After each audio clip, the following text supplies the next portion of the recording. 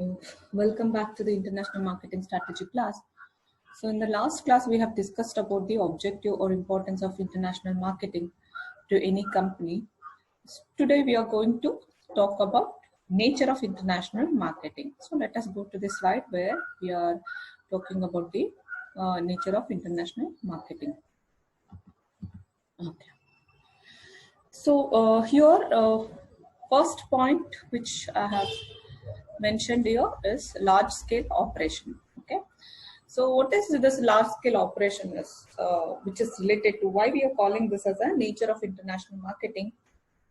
Okay, means in domestic market or internal market, what we call inside the country, there we have scale of operation which is applicable to the your boundaries or beyond the boundaries, right? If you are producing goods or services which is fulfilling the requirement of your uh, the country people where your business is there, you're operating, so that is enough. Okay, but if you talk about international marketing, it is a large scale operation, right? You have to fulfill the needs, and because you are a domestic company, first you have to fulfill the demand and supply for the particular goods or service of your domestic customers. Then you have to fulfill the needs and demands of your product or services to the your international customers. Correct, that's why it is a large scale operation. Means whatever the production process or a planning process or a business operation you are doing, that should be a that should be a larger one. Correct, you have to produce more outputs.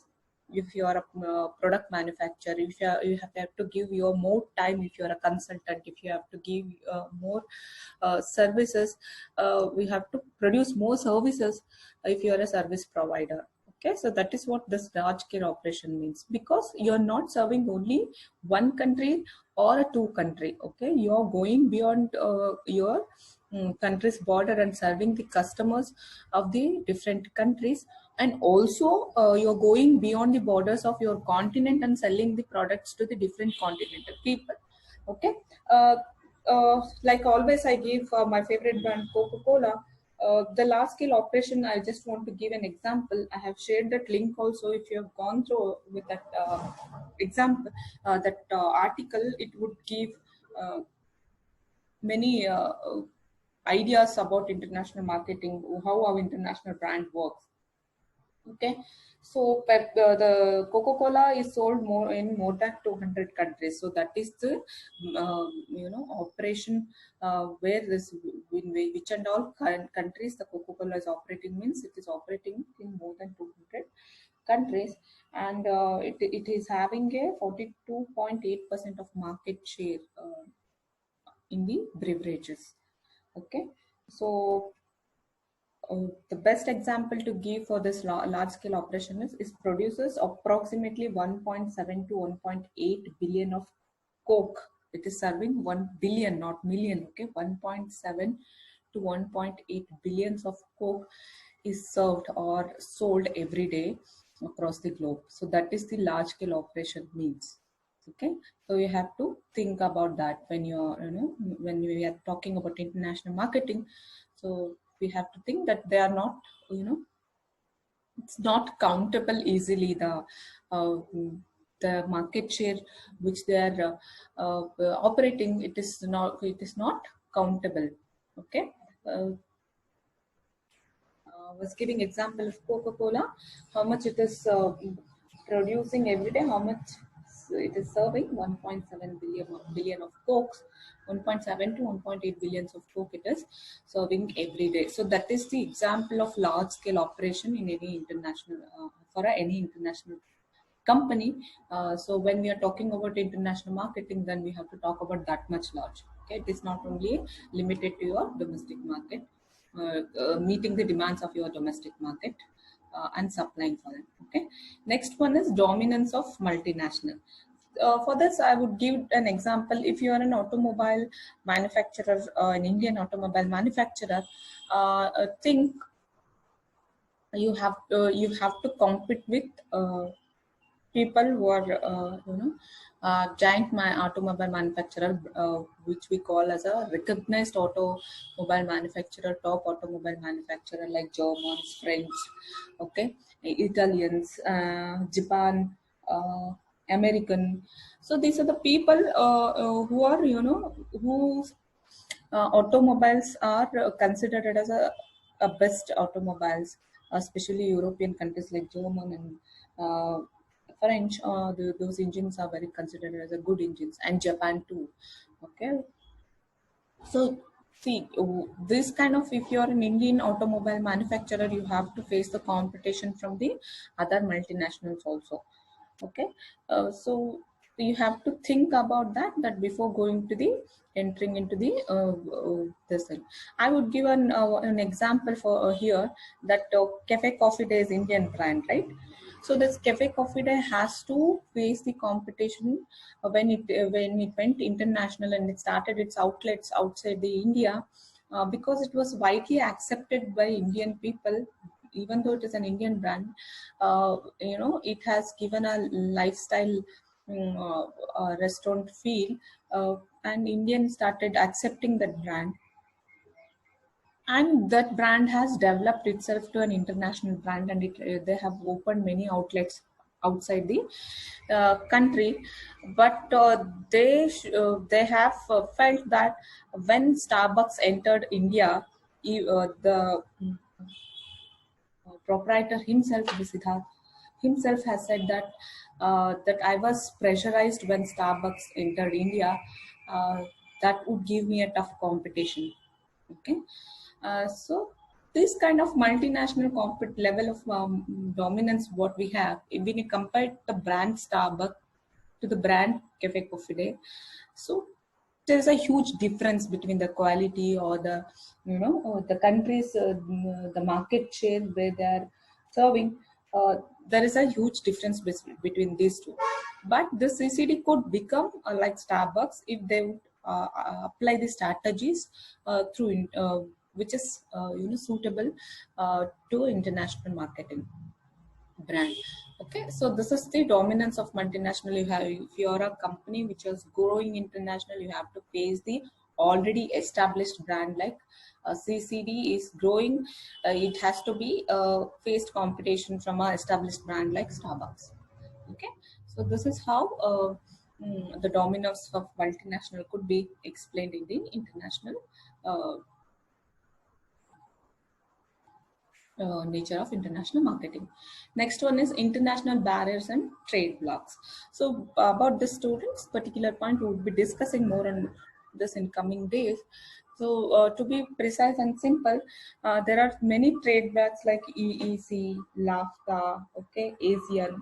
So these are the countries, they have formulated a trading blocks for themselves to trade easily between those blocks. Okay, so for example, these Asian countries are ASEAN is a trade bloc which is created to do business within the countries which are the member of those trading blocks. Okay, so it is not like that I want to become an international brand, just I'll go and sell anywhere I wish, and I'll go and establish my factory anywhere in any country. Okay, so there will be barriers like import barriers, export barriers, policies, regulations from each country. So these kind of, we have to think about these kind of barriers when we are going to do our international business. So international business have a this kind of constraints, what we say, barriers, or this kind of challenges where it cannot sell everywhere and to anyone the company wants. Okay, they have to be a part of trading blocks, or they have to think about the barriers, international market in barriers. Certain products are we cannot sell in certain countries, so we have to think about that also. Yesterday I was giving the example, okay, like soda, caustic soda, those all are not accepted in many developing countries. Those products are not accepted in many developing countries. Okay, next one is sensitive character. Okay, so sensitive character, I can say that uh,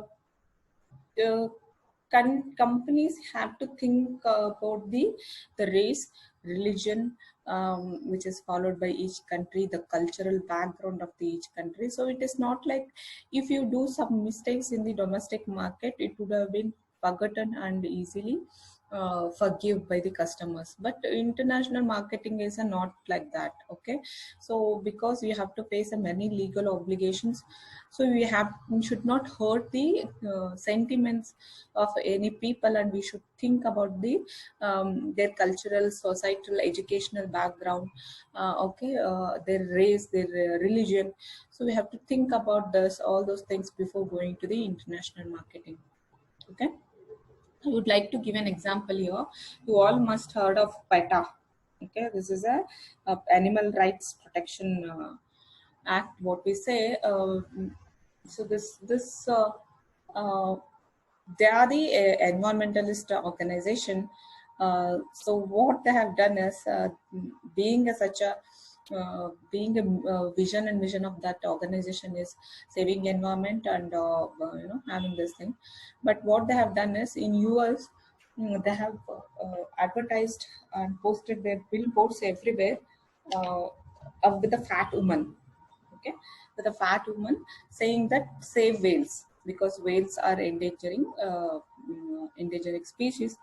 So to convey the message, like we had to save the whales, so they have given with the a fat woman with the ad. Okay, so that is a sensitive character. We should not body shame anybody. That had created a problem among the US citizens, because US citizens, most of them are facing obesity problems. So this kind of things we have to think before entering into the international market, and we have to behave accordingly when we are working in a international business. Okay, so this is the sensitivity character we can explain with. Next one is needs of marketing research. So I was saying, like if I am a particular in a particular country, my customers needs and wants are different, and they are the countries we I want to serve, their wants needs are different.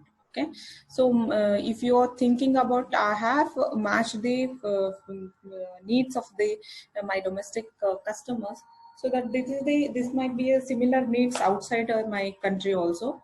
So if I produce the same kind of product, they will accept it. No, they will not accept. I was giving an example of one example. If I go back, I was giving an example of.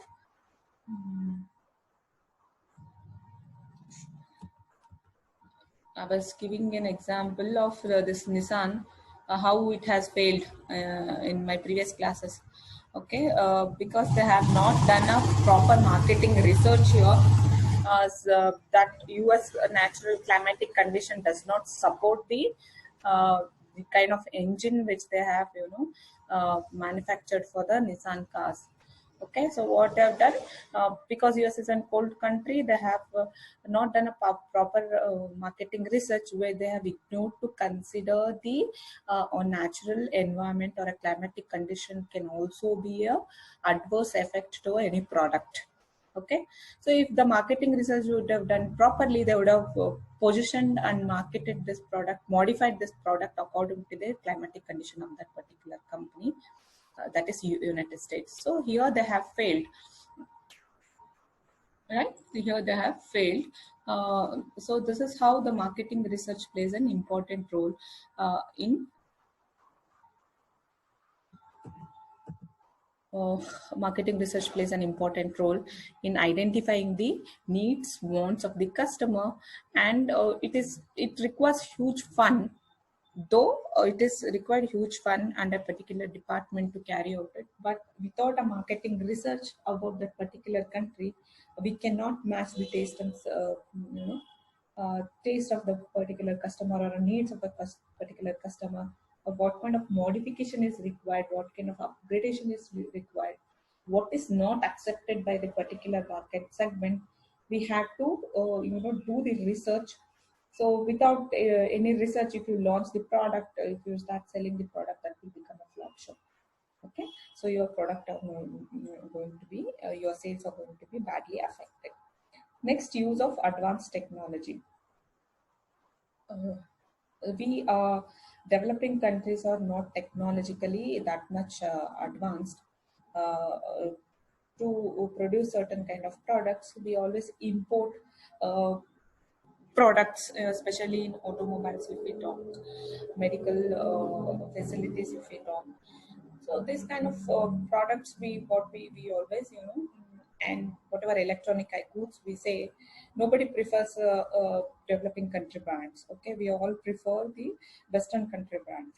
Okay, even personally we prefer the Western country brand than the our developing country brands. Okay, why it is so? Because they are technologically well, having a well uh, advantage. I would say, if I give an option to you people, uh, five options I will give you. Would you like to buy a Ford car, which is an American company? Ford, Volkswagen, a German car, Toyota, a Japan car, Renault, a France car, or a Tata car. Okay. So which one would you prefer? Definitely in your mind, you might be thinking, some might be thinking, I go with Volkswagen, I go with Toyota, I go with Ford. Some people, the patriotic feeling that might come, and you might say that I would go with Tata. But you won't, because of your patriotism, you won't feel the product satisfaction. Okay, if you want to give a satisfaction to the customer, you have to at par with the technology or similar technology you have to provide to the customers. Okay, I'm not saying here Tatas are not giving the they are not well technologically well advanced. It's just an example I'm giving. Yes, they are doing well, and they are matching with they are the biggest competitors in the automobile companies now. So that's how we have to, match the uh, technology, because we are talking about the internationalization here. So the entire world is a competitor for you, not only a particular country. Okay, you Tatas are not only to uh, compete with the Mahindras here. Okay, they have to compete with uh, they have to compete with the Volkswagen, they have to compete with Ford, they have to compete with the Toyota, they have to compete with the Renault. These are the brands, automobile brands. So from the different countries who are really technologically well advanced, and they are giving the best products in there, in the particular series. Okay, that is what I am talking about here. Next, if I want to talk, uh, it is acute competition. Okay, so here I would like to give an example. When Maggi was banned in India, Maggi is a Nestle company brand. So when Maggi is banned in India, that was the market share of Maggi before, it was like 90% of the market share. Okay, uh, but Nestle is a Swiss brand. Okay, so it's a brand from Switzerland. So Maggi comes under the Maggi brand comes under the Nestle company. EP Noodles. Okay, EP Noodles is an ITC brand, Indian Tobacco Company. That is an Indian brand. So what happened now? Also, EP shares more than almost 30% of the market share in the country now. So I'm talking about only competition of two brands of a one in a one country. Okay, so I'm talking about India. The Maggi was banned in India. Maggi was having almost a 90% share in India before banning. So when this Maggi has banned, people switched to the EP noodles. Okay, EP noodles is an Indian brand, it is ITC brand noodles. So the Maggi has now, when the Maggi re-entered the market, the EP has already taken the market share. Okay, so Maggi, of course, it is leading, but EP is sharing the 30% of market share. So see, in one particular country only, because of some forces, what had happened. Okay, so Nestle has to, a Swiss brand has to face a competition from a domestic company in that particular country. It would have been another country also, no, if not India.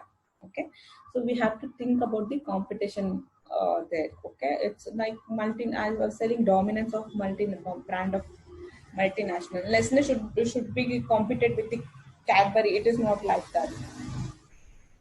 Okay, so it can be competed with the a local brand, an Indian brand like country's domestic brand like ITC also.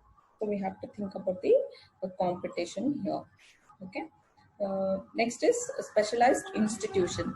When I'm calling specialized institution, I'm saying here about the legal formalities, to look after the legal formalities, or to look after your international businesses, the exports, your exports, and your payments to the your imports. So for these all things, we have to have a specialized institutions in the to help us. Okay, uh, like you can say there are some institutions like export promotion agency, uh, exchange banks, okay, export housings, industrialization banking, which dealing with the global marketing.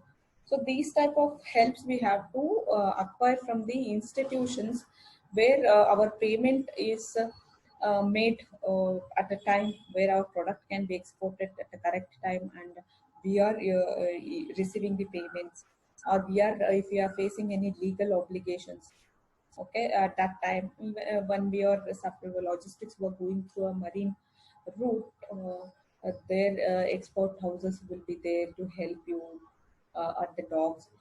So these are the institutions where you have to if you are doing international business, you have to have your own institution where it will support you, or else you have to outsource these kind of activities to the institution which are providing the international business services.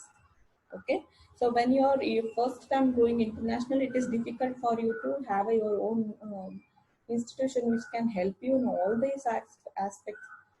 At that time you can outsource that activities, or outsource that services from the companies which are already uh, in this doing business in this particular area. Okay, then a need for long term planning.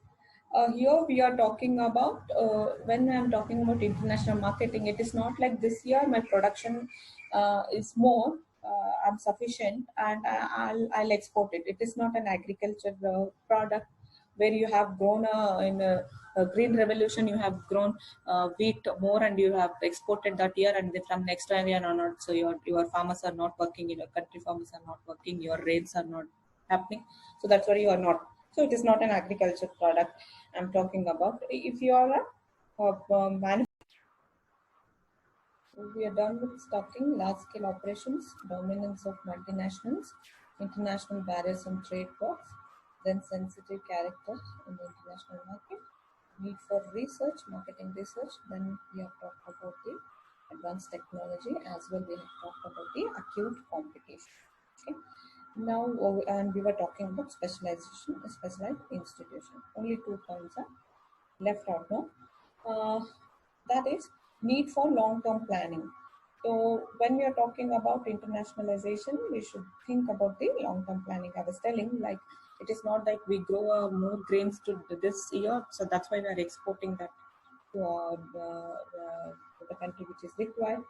It is not like that. So when you are in a product or service product manufacturer, as a service provider, you have to think about the long-term planning.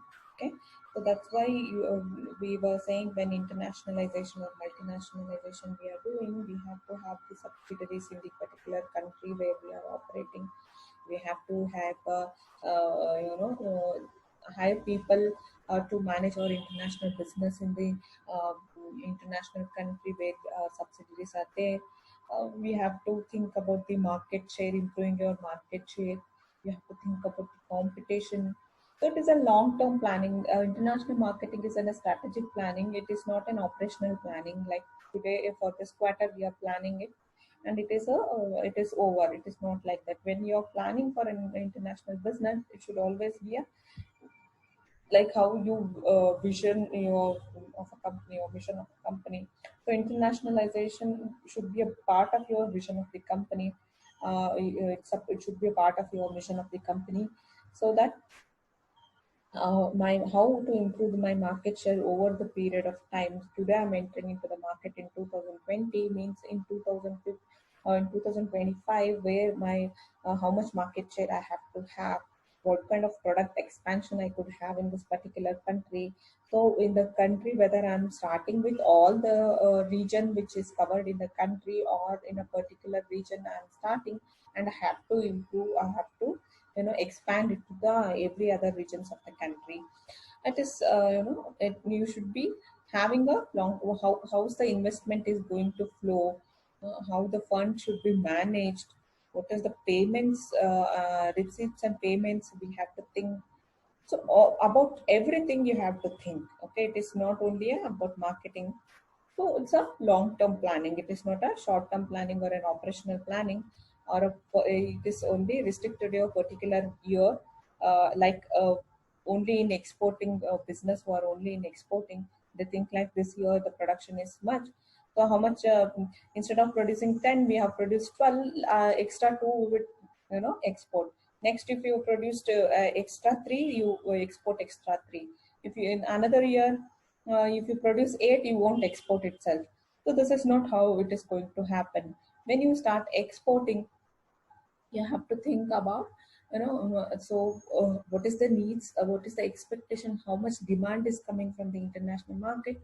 That much, keeping in the mind of that much also, we have to take care of our operations. So it is a international marketing is a strategic planning. It is a long term planning. It is made for several years. It is not an operational planning or a standing planning, which is made for only fulfilling the needs and requirements or activities as and when required. Okay, so that is also taken care, but those are the part of international marketing. When I talk about the international marketing itself, it is a long-term planning, okay, to any company. Next one is develop a cultural relations and maintain a world peace. Okay, so I was talking this cultural plays a very important role. Okay, if you do this marketing research properly, this point, okay, then this would be achieved. Okay, this also would be achieved. Okay, we cannot sell a liquor in the religions where Muslim religious countries. Okay, it is prohibited their consumption of alcohol. So if you're a liquor brand, then you have to think about their sentiments, their cultural values. Okay, uh, so this is how we have to think about the cultural aspects. Okay, I was giving McDonald's example in the previous classes, how it has modified its product line to match with the different cultural aspects. And some brands, like many brands are naming their products in their local languages. Okay, even though it is an international brand, you could see many international brand outlets in Karnataka, in Bangalore. If you walk on the roads, many international brands has named in that board. Name board will be in Kannada also. So that is the expectation of any country's regulation, that in Karnataka, if you want to do business, whichever brand you are from, whichever country you are operating, you have to have a name board of but that local language, which is in Karnataka, it is Kannada, right? So how this is how the cultural differences. If some products are preferred and accepted in particular culture, and some products are not accepted, or in certain kind of in another country which is not accepted that kind of product. So you should not have the kind of this thing. So we have to maintain, we should not hurt the sentiments of any people, and we should should not sell the products which are ecologically affected, which affect your natural environment, or which would give rise to any kind of violence and all those things. If you see in for this, I could give a digital platform example. Uh, in certain countries, some movies and some web series or some kind of products are completely prohibited. Okay, if you open your Netflix account, you want to watch one series which is suggested in some US article, you search it, you won't find it in Indian Netflix. Okay, because that might hurt the sentiments of Indian some politics or religious or cultural aspect. They won't stream that series in your um, Indian Netflix. So this is how that would give rise to some kind of mobs or some kind of intense situation in any country for any religious people or any cultural people. So that's what the certain type of things are prohibited in particular countries. So we have to think about that channel, or that producer has to think about that. Okay, it is prohibited in particular country because of some reason. I should not sell there, even though it is minimizing my share in that particular country's market. It's okay because that is not suitable to the that particular country's customers. Okay, so this is how you have to maintain the cultural relations and cultural aspects we have to do. When you do perfect marketing research, then this would be taken care. Okay, this point would be taken care. So this is all about today's class. Um, what is the nature of international marketing? So I hope everybody understood this, and yeah, ending for today.